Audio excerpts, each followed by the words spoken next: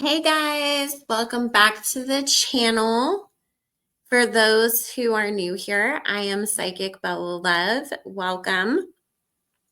And before we get started, this is going to be an audio only reading. I've had a horrible headache the past 2 days, so I need to wash my hair before I can be on camera again.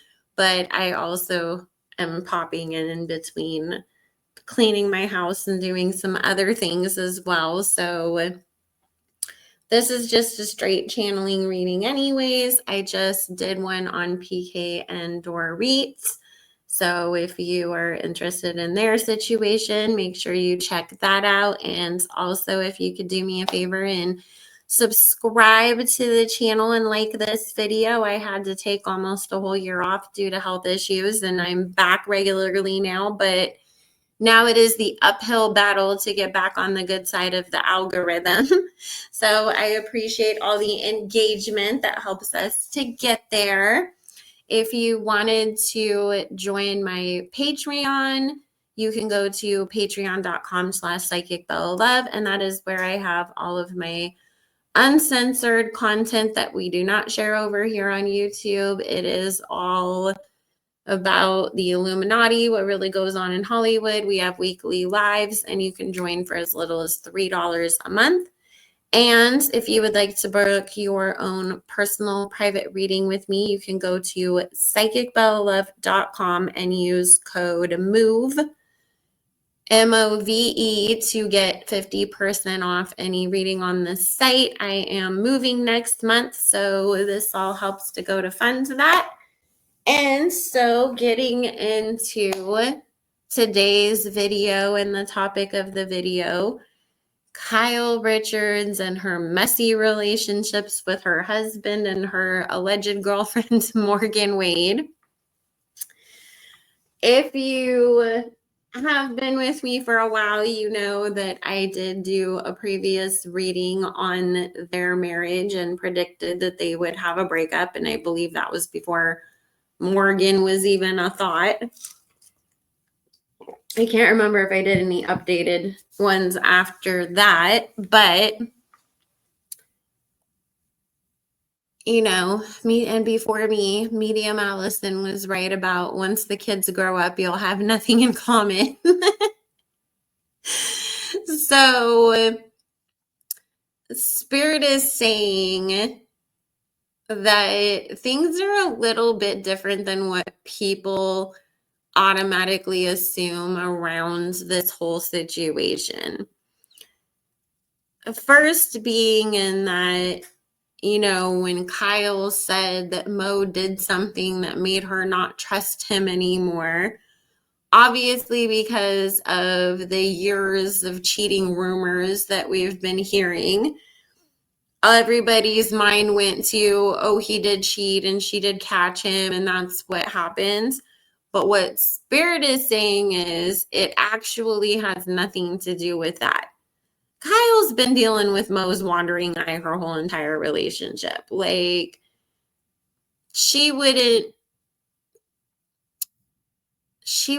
do that just because of that.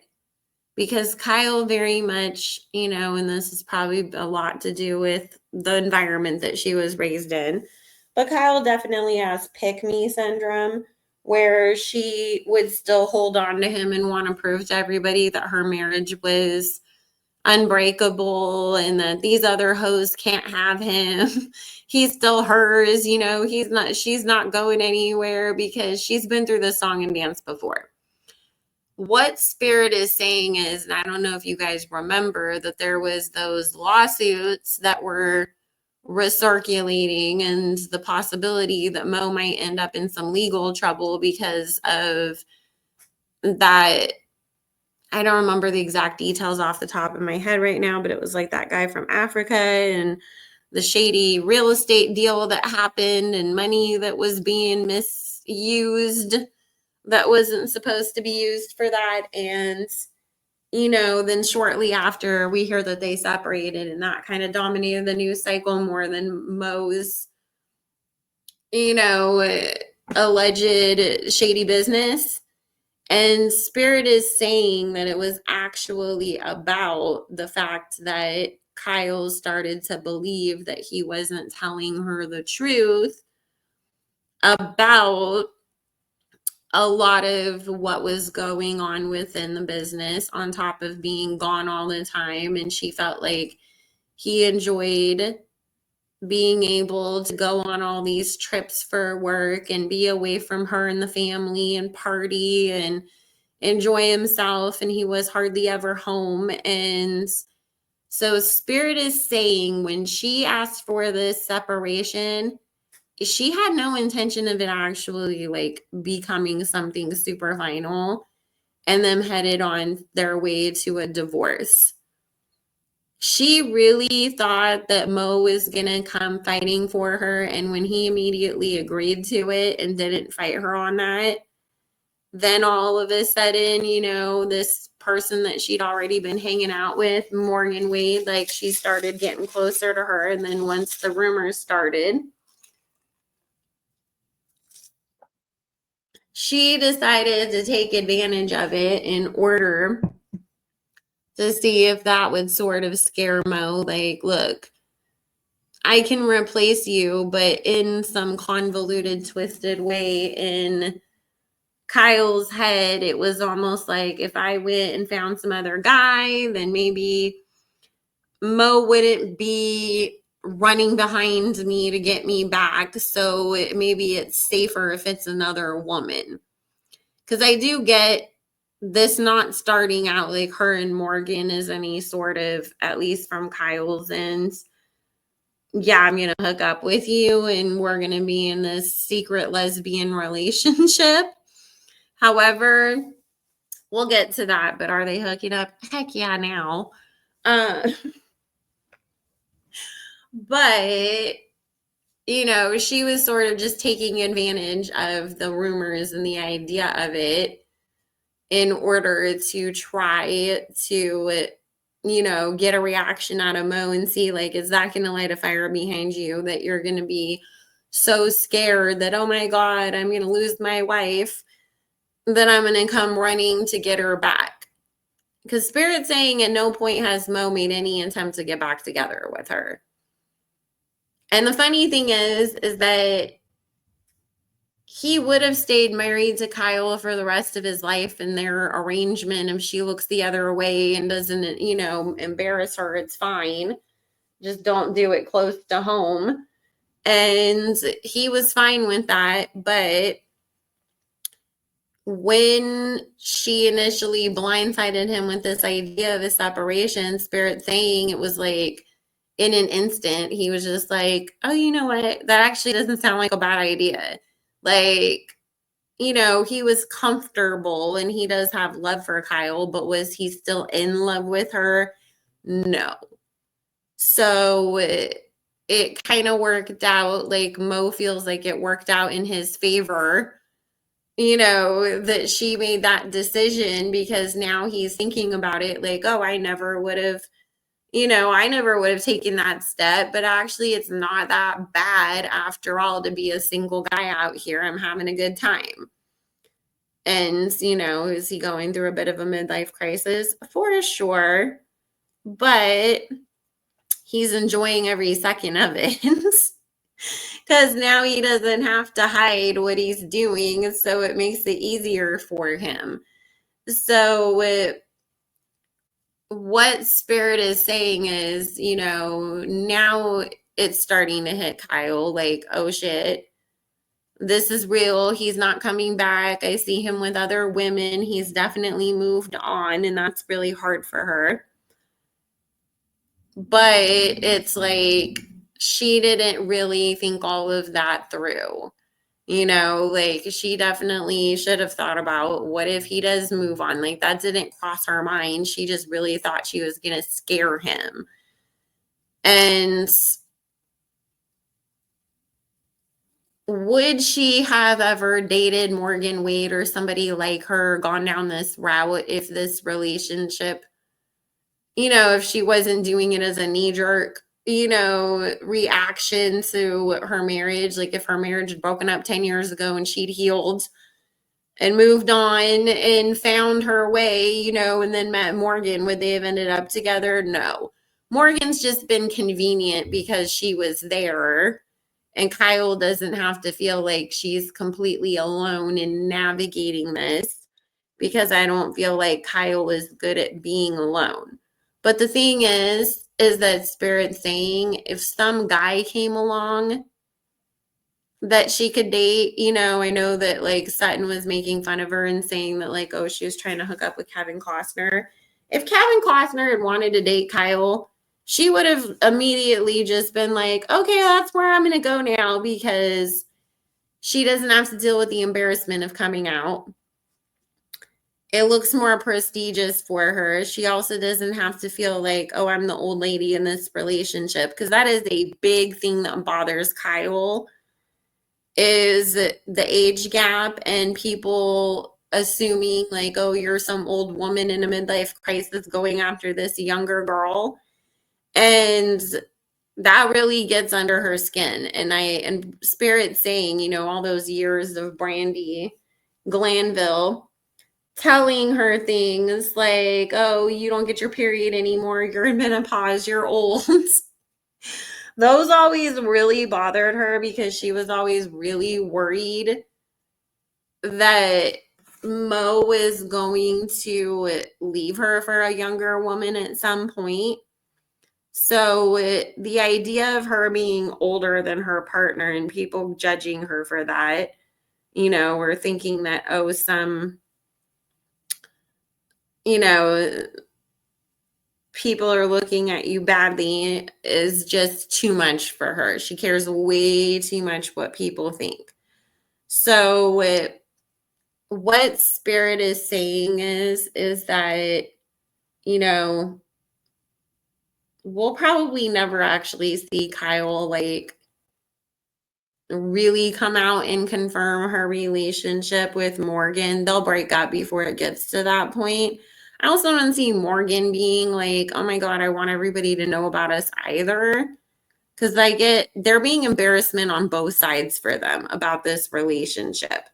You know, it's like Morgan kind of feels like, oh, people are going to judge her and see her as, are you using this more famous woman that's got all this money like to try to jumpstart your career? Because why would you go in that direction with her?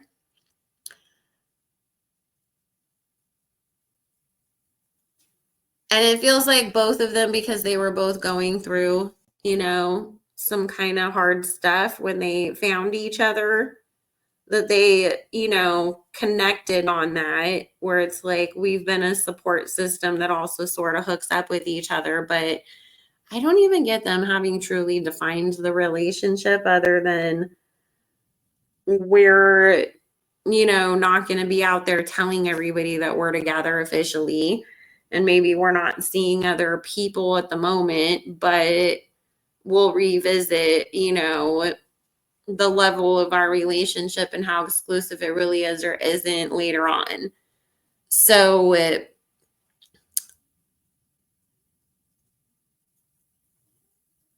it's just kind of wishy-washy, is like the way that Spirit's saying.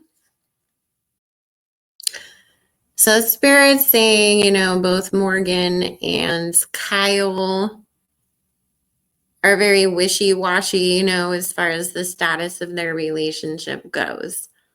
Now, I know everybody assumes that Dorita is the one that has so much to worry about in her divorce and all these surprises that could come up for her financially because of PK. However, I just did a reading on their relationship if you'd like to go back and watch that. But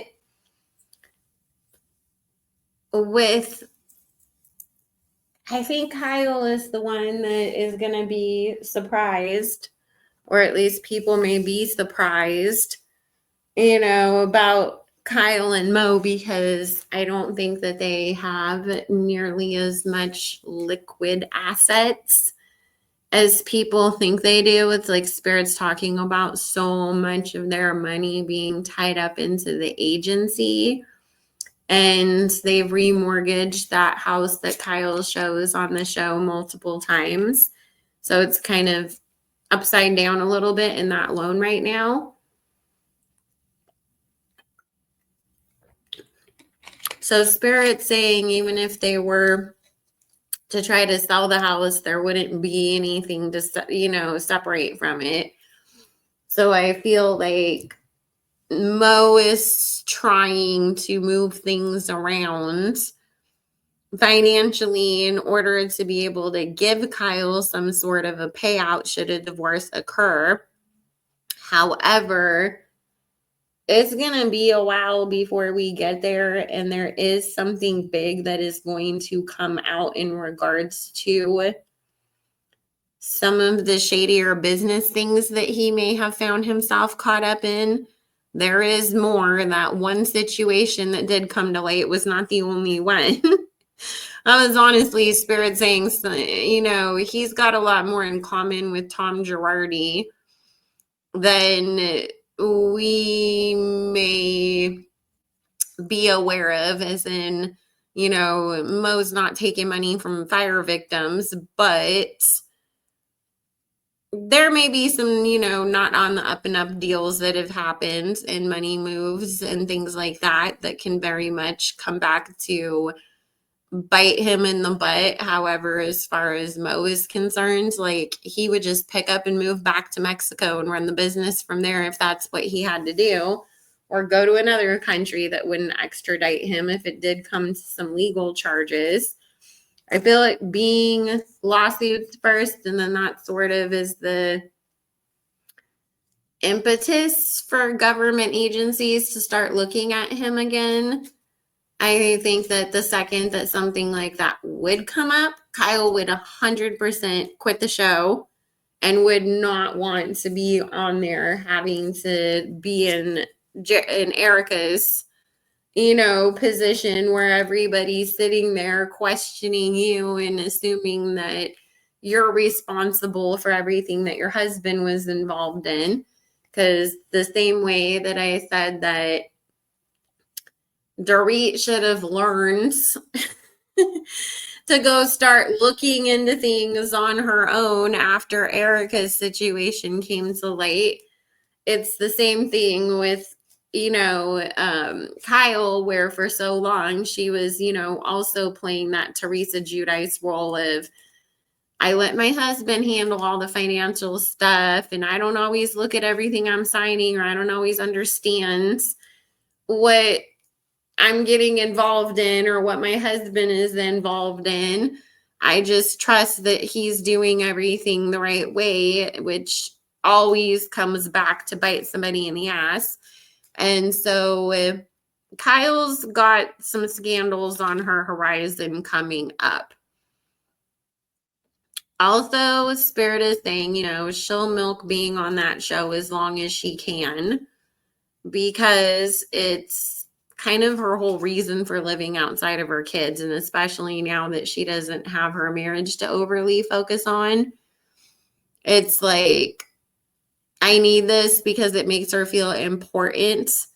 She's able to get all the other women behind her, and she's sort of the queen bee of that show. However, everybody has their moments where no matter how much the production may love them, no matter how much the network might love them, they also pay attention to what people are saying online. And if there is enough people online saying, hey, we're tired of Kyle and her always playing the victim or not really sharing what's going on with her life. And, because that's the way that the sentiment has been starting to go for the last couple years, that people are really getting sick of her. She will have her season that she's in the hot seat, and that they will bring somebody back purposely to antagonize her and to go after her, because it's like, we still have to give the audience what they want, especially if people feel like it's getting boring. And I don't necessarily know that that's this season coming up, because I feel like that's going to be more aimed at Sutton if she's dumb enough to sign on for another season. And Sutton, you can't handle nothing. So, that's why I'm saying dumb to sign up because you are literally their prey next year. They are going to tear you to shreds without Garcelle there. And I don't see Sutton really having any real backup. Every once in a while, if Kyle thinks it'll make her look good, she'll be like, okay, Sutton, let's be nice to Sutton, guys. That's too far. But is she going to go out of her way to defend her? No, because Kyle never does that with anybody unless she thinks it makes her look good or it's going to benefit her somehow. So Spirit is saying she's, it'll probably be the season after this next one that Kyle will be in the hot seat if she stays on and most messy business scandals don't all come to the surface quite yet. Because I feel like we're still like a year or two away from most stuff coming out. But I am rooting, and let me know who you guys would want to come back and to come in to antagonize Kyle. I want Carlton and Camille to come back. Camille can be fair at times in who she goes after. She doesn't always pick the same target over and over and over again. Although her and Dorit obviously don't get along. But Camille's just sort of like, I'm going to call out anybody and everybody at any point in time. I don't care. So we need somebody that already has their sights set on taking Kyle down. And then Camille will just totally join in with them and that'll happen. So my dream would be LVP, Camille, and Carlton to all come back. Just because we need somebody to break up the Fox Force 5. It's too much, it's just, they've ruined the show at this point because it's always pick somebody to bully and run off. Whoever the fans are liking the most, that's who they all decide is their worst enemy to go after. And it's just old and it's gross, at this point. So it's just let them bring on some people who are not going to back down from that.